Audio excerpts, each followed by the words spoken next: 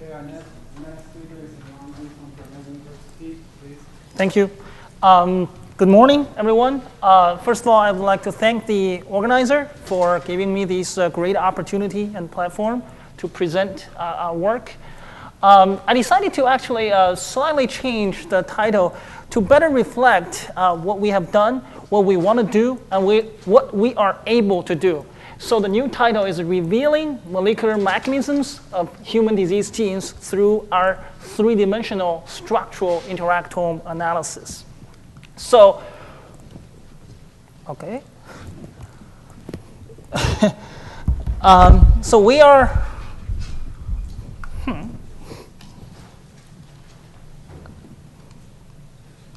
all right, it's okay. So we are in the post-genomic era. We've been promised great things, right? So these two papers are published more than 10 years ago. So in the Nature paper, it says that the human genome holds extraordinary trove of information about medicine. And the Science paper, Craig Venter's paper, says decoding human genome basically will help us understand the causation of disease. Hasn't happened, right? So although we do the number of I want to emphasize candidate disease genes and, of course, the mutation, putative disease-causing associated mutations has gone up exponentially. There's a big explosion with the sequencing technology and the human genome, of course, project. But the number of the drug target, we essentially have been using the target, have been hitting the target that we've been hitting for hundreds of for many, many years. So we have not seen sort of a dramatic increase in our treatment schemes, right? So why is that? Well, it turns out just to have the candidate genes and the mutations is not enough. You really need to know the molecular mechanisms of these genes and mutations. How do they cause the disease to really come up with a successful treatment scheme?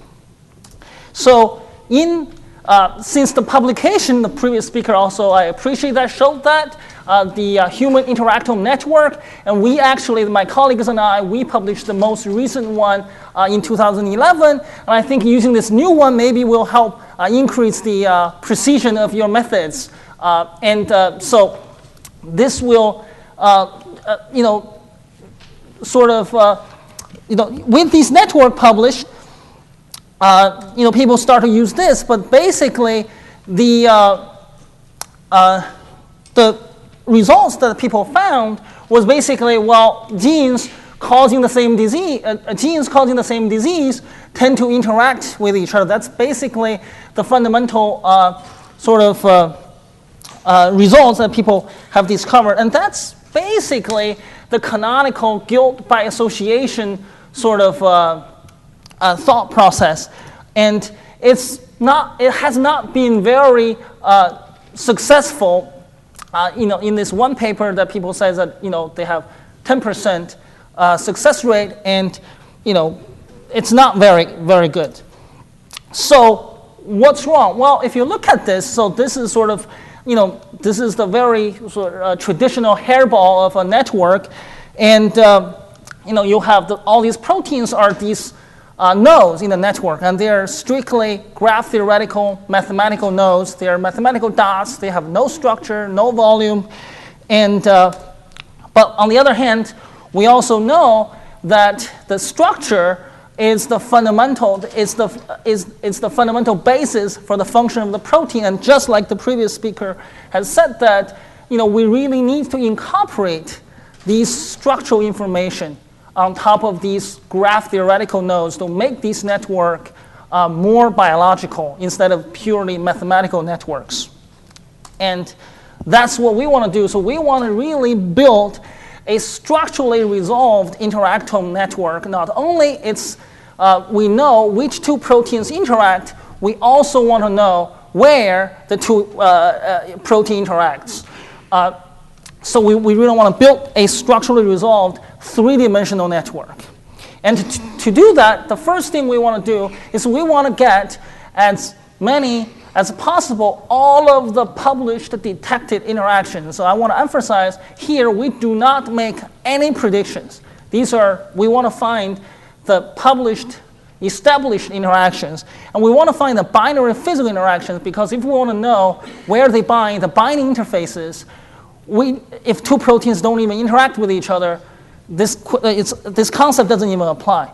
So what we did basically is we sort of go through the literature. We try to really build a high confidence, high quality set. Turns out it's actually not as easy as you might have thought, because in the literature actually there are quite a bit of noise. For example, this is my favorite example. This is one of my examples. This is a protein. This is a yeast actually protein interaction, but the error is actually the same.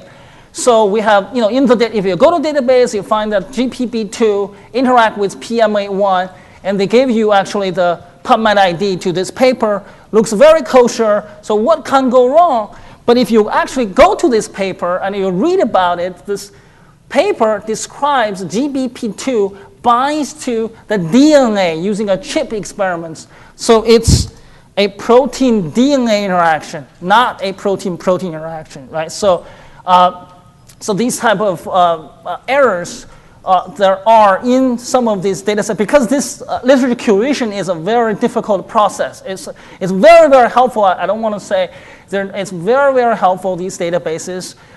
It's the base of everything we do. But this curation process inherently is very, very difficult. And also, most of the, I would say, majority of the interactions actually in the databases are co-complex associations, where the two proteins don't actually physically come into contact with each other, where we want to build this interface and this three-dimensional interactome network. This concept doesn't apply, so we have to filter those out. Right? So this filtering is actually not as trivial as one might have thought. So we really try to get all the database, HPRD, IREF, Web, all of these, and we have actually several publications on this. We built a computational and experimentally combined framework to really tease out what are the high quality portion of it. And we actually have, so for this work, we have about over 16,000 interactions between about 7,000 proteins. We have actually, since updated this, have way over 25,000 interactions now. And for more than just human, this is human, we have this actually new database called HINT in this place. If you are interested in some of these high quality binary protein interactions, you can go take a look. So we did that, and then again, we really appreciate all these databases and curators. We go to OMIM and HGMD. We also did some of our own curation using the knowledge that we have built in recurating the interaction databases. So we sort of compiled a list of about 4,000 diseases associated and 4,000 disease genes and tens of thousands of actual disease mutations. And then we can map these information on top of our network. This is sort of an overview. The GRB2 is the interaction hub, have over 50 interactions. And the TP53, not surprising, is the biggest disease hub, causes more than 10 diseases. So this is still the node and edge traditional network. So that's not what we want to do. That's just our starting material. So then what we did is we go to PDB, we downloaded over 50,000 structures, and the most important ones are the co-crystal structures, where we can determine about over 6,000 interactions between over 4,000 protein domains using our own algorithm, and also use IPFM and a 3D ID. So we have a list of three-dimensional co-crystal structures of interaction interfaces. And then we use a homology modeling approach to basically map these known 3D structures of interaction interfaces onto the interaction network. We believe the comprehensive interaction network. The premises, it's sort of similar to the PRISM algorithm the previous speaker has described, so I appreciate, but it's not as sophisticated yet. So basically we have an interactor, we have an interaction of two proteins interacting with each other. We find the one or both proteins homologs and their co-crystal structures, and we can map them onto this to find out the interaction domains and the interaction residues. But we do this at a very high protein, really protein-wide, all of the protein interactions that we can find. And we built this structurally resolved network. And basically, we have over 10,000 missense mutations, about 4,000 nonsense mutations, and so on and so forth. And so now that we have this, is what we're doing really valid? Can this really help us to do anything?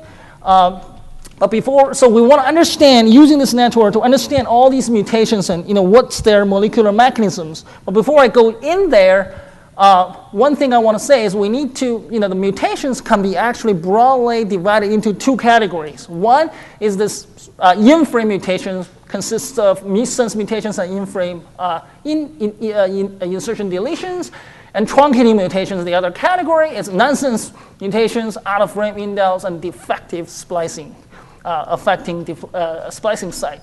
And for the in-frame mutations, of course, it's more likely to cause local defects that causes loss or gain of specific interactions, but these truncating mutations are more likely to cause the sort of the degradation or instability of the overall protein and loss of all the interactions, meaning there's no specificity, right?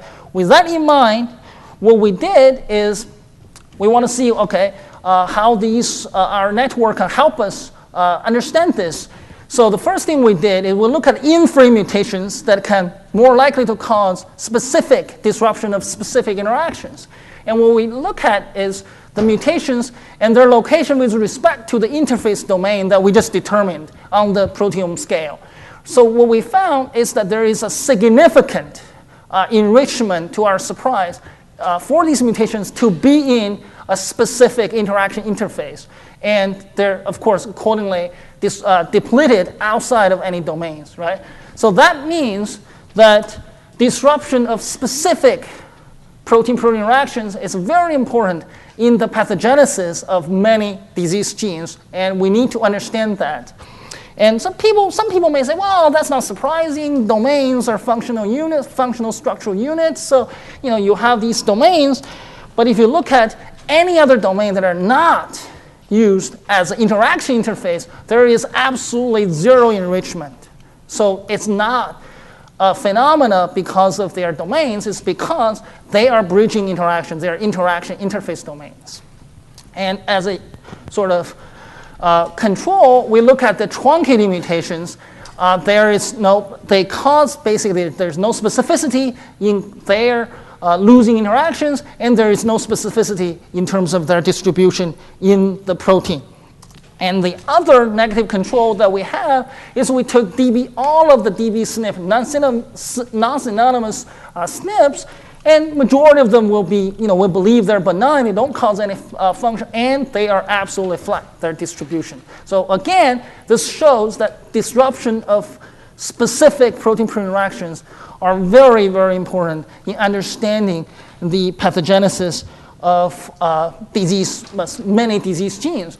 As a proof of principle, whether our predictions is correct, as a proof of principle, so we have this, MLH1 and PMS2 interaction. They are these are well-known proteins. They interact. There is no question about that. We're not trying to predict interactions.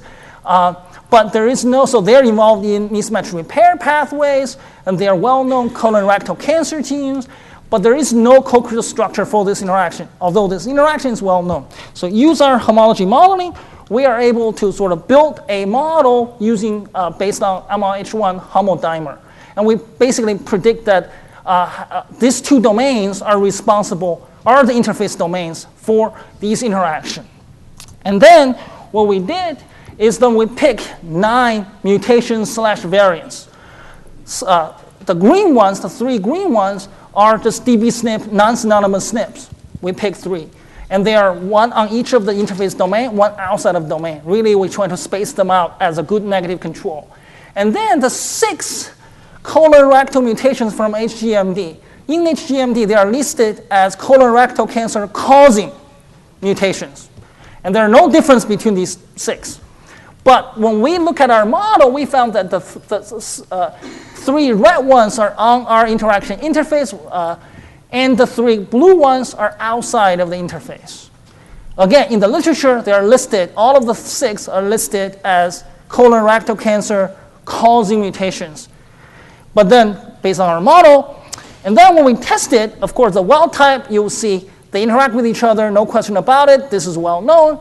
And a good control shows that the DB SNPs don't cause any phenotype. They still interact. But the interesting thing is, for the 6 disease-causing, colorectal cancer-causing mutations, only the 3 on our interface actually disrupt this interaction. The 3 outside of the domain does not disrupt the interaction. So we went back to the literature to say, okay, why are they listed as disease-causing? And we found that all of these 6 mutations, and I think for a lot of the mutations that's published, there are literature, they're purely from sequencing, from family pedigree analysis, from genetics basically. There are no functional studies ever been done to confirm that they are colorectal, really, cause the driver or sort of causative mutations. And, we're not saying that these 3 blue ones are necessarily sort of passenger mutations, but if we have to bet our money on it, we'll start with the 3 red ones. So our approach can really help determine the functional relevance and to help of the mutations of variants and to help determine driver/causative mutations for cancer, right? And it also confirms that our prediction makes sense. Only the mutations disease mutations on our domain, on our predicted interface that disrupts interaction. So now that we have this method, it seems it's valid. Can we use this to predict new diseases, to really understand disease mechanisms, right? We already showed that it can already be very, very helpful. Well, as I said, one way to predict new disease genes is this, long sort of held assumption is that guilt by association. If 2 proteins interact with each other, they tend to cause the same disease. They tend to perform the same function.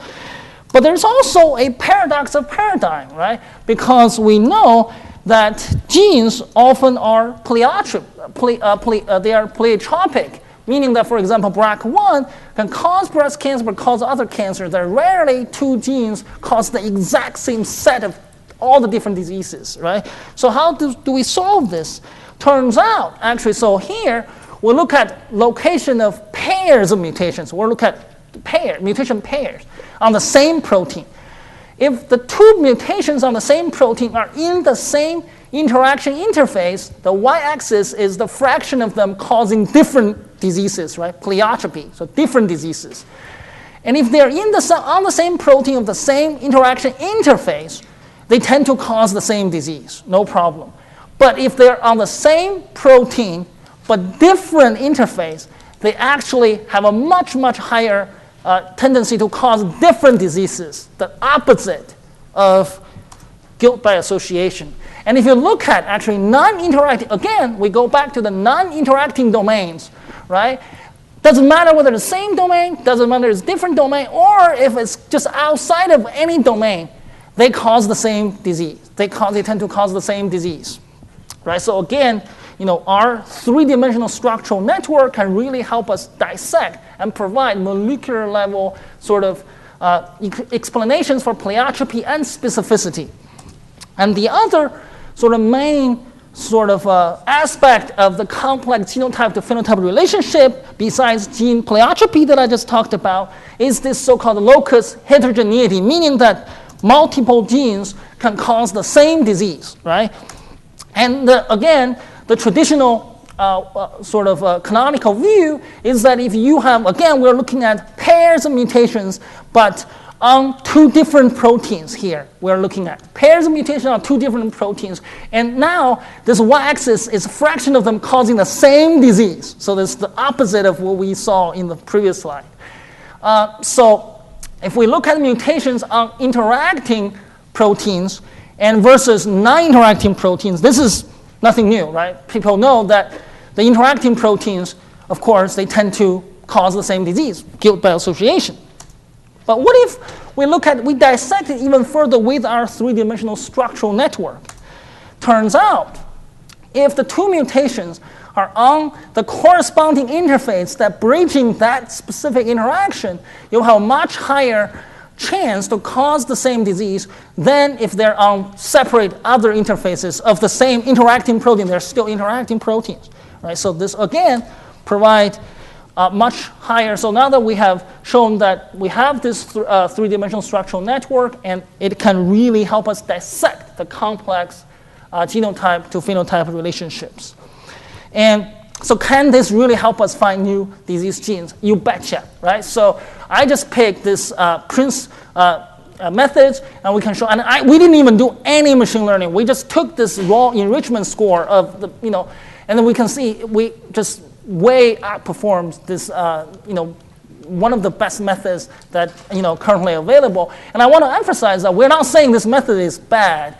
It's actually a fantastic method. We are saying is that our three-dimensional structural network just has a lot more information. I'm sure if Prince uses our network, it will way outperform our naive methods, which is what we are actually doing part of the project in my lab.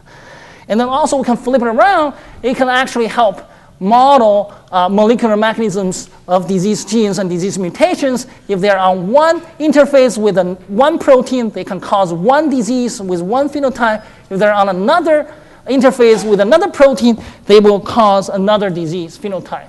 And my last result slide is, again, to prove this, we have TP63 interact with TP73. Again, nobody knows where they interact. We are able to predict that SAM2 domain is responsible for this interaction.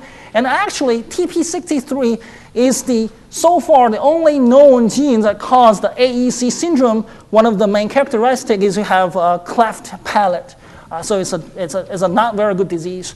But no other gene has been identified, but there is a ton of the mutations has been shown to associate with this syndrome, and they are super enriched in this interaction interface with TP73. So we made a hypothesis saying TP73 may be another gene involved, and this interaction may be very important for this disease. And we pick 4 mutations on our interface. They all disrupt this TP63 and TP73 interaction. Again, confirming the sort of usefulness of our model, of our three-dimensional interactome network. So to sum up, we are able to build this structurally resolved three-dimensional interactome network related to human disease. Disruption, and then using this, we are able to show that disruption of specific protein-protein interactions is very important in the pathogenesis of many disease genes. And specificity and pleiotropy are very closely related to the interaction interface, but not other domains. And locus heterogeneity is also related to corresponding interfaces of interacting proteins, not just any 2 proteins. And our computational and experimental integrated, I showed more computational side, but we are really developing also the experimental side.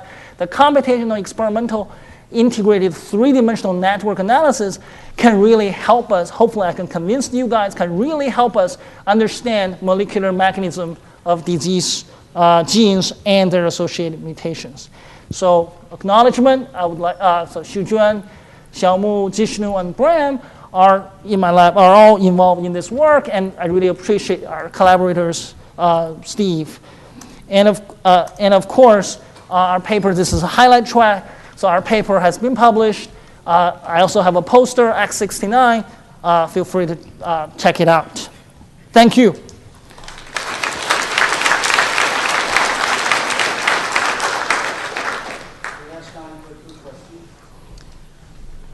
So you seem to have integrated a lot of different protein-protein interaction data types, not just networks and different kind of sources, I guess. But you didn't mention about if you used an evidence-based integration or some confidence score for different kinds of data.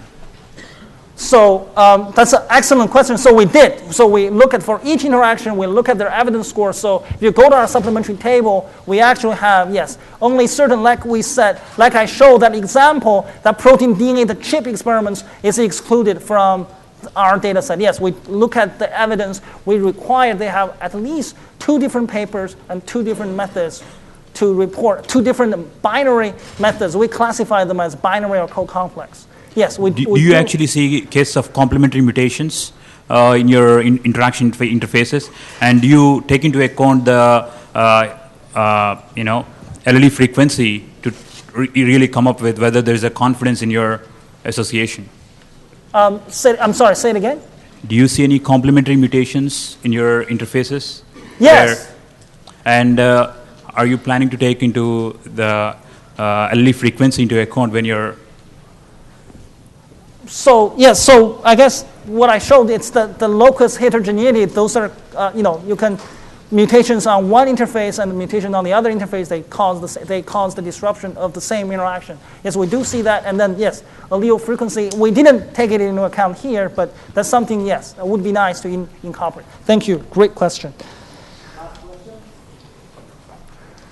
The question I have is, if you separate your curated mutation into different genetic terms like gain of function, loss of function, dominant recessive or dominant negative, will you see more mutations in the interaction domain actually acting as dominant and negative? So that's a very good question. That is a very, very good question. So we actually currently are preparing. So here, because this is really the first, we just want to get it out there, and we feel we have enough results. So we actually are writing a manuscript. We hope to submit very soon to look at this different sort of the dominant, dominant or recessive or gain of function, loss of function. But with gain of function or loss of function, it's a little bit hard because, for example, if you have an inhibitor inhibiting another protein, and you have on the molecular level, you have a loss of function sort of a mutation, you lost that interaction, but the phenotypic level is a gain of function sort of, because that protein of that kinase, for example, becomes, active. It's a gain of function on a phenotypic level. So we are looking at, some of that's, very good question. So we are looking at those, but we haven't seen. I think they're all the long and short of it is that for the recessive genes, we see more, I would say, but they're both enriched in the the interaction interface that we find. Yeah, I think another comment, not question. Okay.